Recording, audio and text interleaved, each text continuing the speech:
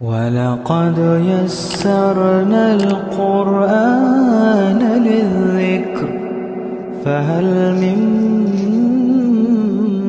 مُّدَّكِرٍ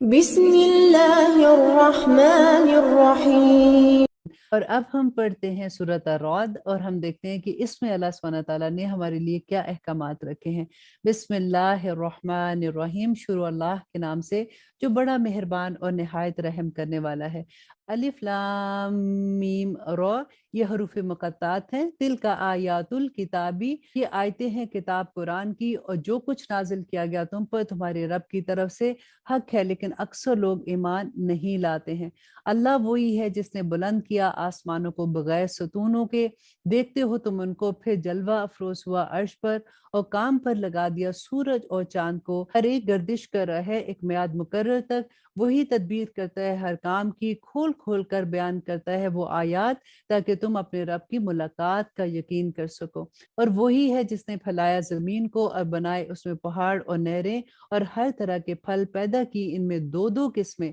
وہی ڈھانپ دیتا ہے رات کو دن پر، بے شک اس میں بہت سی نشانیاں ہیں ان لوگوں کے لیے جو غور کرتے ہیں۔ اور زمین میں قطعات ہیں ایک دوسرے سے ملتے ہوئے، اور باغات، انگور اور کھیتی اور کھجور کے درخت، بہت سی شاخوں والے اور بغیر شاخوں کے، جو سراب ہوتے ہیں ایک ہی پانی سے، اور فضیلت دیتے ہیں ہم ان میں بعض کو بعض پر لذت میں، بے شک اس میں بہت سی نشانیاں ہیں ان لوگوں کے لیے جو عقل سے کام لیتے ہیں۔ اب وہی بات کہ اللہ سبحانہ تعالیٰ فرماتے ہیں کہ آسمان سے بھی وہی ایک ہی نازل ہوتی ہے۔ اب یہ انسان پر ہے کہ وہ ہر انسان اپنے دل کی حالت کے مطابق اس وحی کو قبول کرتا ہے۔ اسی طرح زمین پہ بھی بارش ہوتی ہے، اور ہر طرح کی زمین ہے اور ہر طرح کا پھل ہے۔ اللہ سبحانہ تعالیٰ نے جیسے انسانوں میں درجات رکھے، اسی طرح سے پھلوں میں بھی درجات ہے۔ اب دیکھیے اللہ سبحانہ تعالیٰ فرماتے ہیں کوئی پھل کڑوا، کوئی میٹھا، کوئی کھٹا، کوئی چھوٹا، کوئی لمبا، کوئی کسی ہر شیپ میں۔ اب دیکھیں اللہ سبحانہ تعالیٰ کی قدرت، اور اللہ سبحانہ تعالیٰ فرماتے ہیں اور اگر تم تعجب کرو تو عجیب ہے ان کا یہ کہنا کہ کیا جب ہم ہو جائیں گے مٹی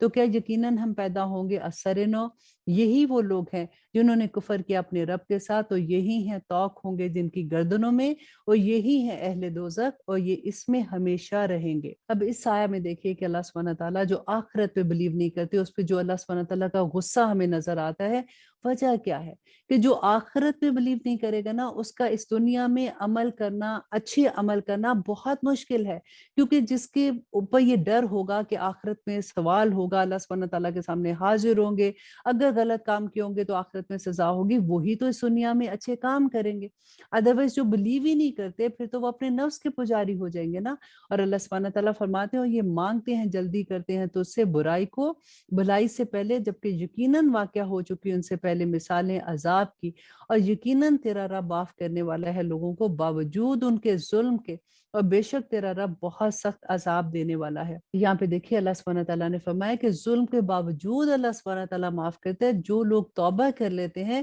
اللہ سبحانہ تعالیٰ ان کو معاف کر دیتے ہیں۔ اور کہتے ہیں وہ جنہوں نے کفر کیا کہ کیوں نہیں نازل کی گئی اس پر کوئی نشانی ان کے رب کی طرف سے، در حقیقت تم تو خبردار کرنے والے ہو اور ہر ایک قوم کے لیے ایک رہنما ہوا کرتا ہے۔ اور آیت نمبر 8، اللہ ہی واقف ہے جو کچھ اٹھائے ہوئے ہے ہر مادہ، اور جو کچھ گھٹتا ہے رحموں میں، اور جو کچھ بڑھتا ہے، اور ہر چیز کا اس کے پاس ایک اندازہ مقرر ہے، اور جاننے والا ہے پوشیدہ اور ظاہر کا، سب سے بزرگ اور عالی مرتبہ ہے۔ اور آیت نمبر 10 میں اللہ سبحانہ تعالیٰ فرماتے ہیں کہ یکساں ہے اللہ کے لیے تم میں سے کوئی چپکے سے کہے بات یا کوئی پکار کر کہے اسے، اور وہ جو چھپ جائے رات کو یا کھلم کھلا چلے بھرے دن کی روشنی میں، اس کے لیے نگہبان ہے مقرر کیے ہوئے اس کے آگے اور اس کے پیچھے جو اس کی نگرانی کرتے ہیں اللہ کے حکم سے۔ یقیناً اللہ نہیں بدلتا حالت کسی قوم کی یہاں تک کہ وہ بدل لیں اپنی حالت کو، اور جب ارادہ کرتا ہے اللہ کسی قوم کے ساتھ برائی کا تو نہیں پھیر سکتی وہ اس سے، اور نہیں ہوتا اس کا اس کے سوا کوئی مددگار۔ اور دیکھیں اللہ سبحانہ تعالیٰ نے یہی بات اگر ہمیں یقین ہو جائے نا کہ اللہ از واچنگ می، تو ہم میں سے ہر ایک کی زندگی آسان ہو جائے۔ اللہ سبحانہ تعالیٰ یہی فرما رہے کہ کوئی اونچی اللہ سبحانہ تعالیٰ کو پکارتا ہے یا زور سے پکارتا ہے یا چھپ کے پکارتا ہے یا سر عام پکارتا ہے، اللہ سبحانہ تعالیٰ سب کو دیکھ رہے ہیں۔ اور آیت نمبر 13، اور وہی دکھاتا ہے تم کو بجلی ڈرانے اور امید دلانے کے لیے، اور اٹھاتا ہے بھاری بھاری بادلوں کو، اور تسبیح کرتی ہے بجلی اس کی حمد کے ساتھ اور فرشتے اس کے خوف سے، اور وہی بھیجتا ہے بجلیاں پھر گرا دیتا ہے ان हुक्म को जिस पर चाहता है, और वो झगड़ते हैं अल्लाह के बारे में, और वो है जबरदस्त कुव्वत वाला। उसी को पुकारना बरहक है, और वो जिनको वो पुकारते हैं इसके सिवा नहीं जवाब दे सकते वो उनको किसी बात का, मगर उसकी तरफ जो फैला दे अपने दोनों हाथ पानी की तरफ, ताकि आप पहुंचे वो उसके मुंह तक, और नहीं है वो इस तक पहुंचने वाला। तो यहाँ पे अल्लाह सुब्हाना ताला ने एक बहुत खूबसूरत एग्जाम्पल दी कि कोई इंसान पानी के पास खड़ा है और अपने दोनों हाथ फैला के कहते हैं कि पानी उसकी हथेलियों में आ जाए, तो पानी तो नहीं आ सकता।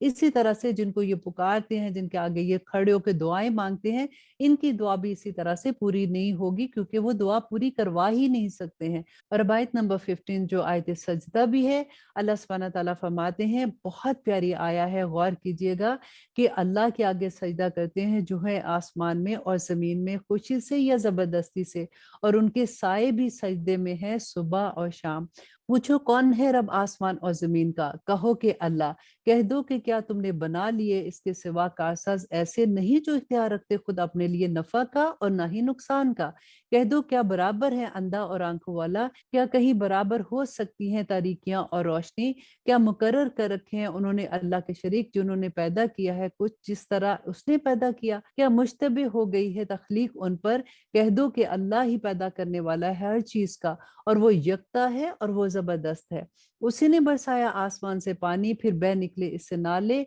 अपने अंदाजे के मुताबिक, फिर ऊपर ले आया सैलाब झाग फूला हुआ, और वो धात जिसे तपाते हैं आग में बनाने के लिए जेवर या सामान झाग उठाता है, ऐसे ही इसी तरह बयान फरमाता है अल्लाह हक और बातिल की मिसाल। सो जो झाग है तो जायल हो जाता है सूख कर, और जो फायदा पहुंचाता है लोगों को वो ठहरा रहता है जमीन में। इसी तरह बयान फरमाता है अल्लाह मिसालें। यहाँ पे अल्लाह सुब्हाना ताला बहुत प्यारी एक एग्जाम्पल दे रहे हैं कि जब नया नया जोश आता है इंसान उछल उछल के अच्छे अच्छे काम करता है, लेकिन कई दफा ये होता है कि वो थोड़ी देर का उनका जोश होता है और वो फिर बैठ जाता है। बिल्कुल इसी तरह से जब सोना तपाया जाता है तो उस वक्त जो असल चीज है वो नीचे रह जाती है, झाग जो उछल उछल कर ऊपर आती है वो थोड़ी देर में वो नाकिस होती है और वो खत्म हो जाती है।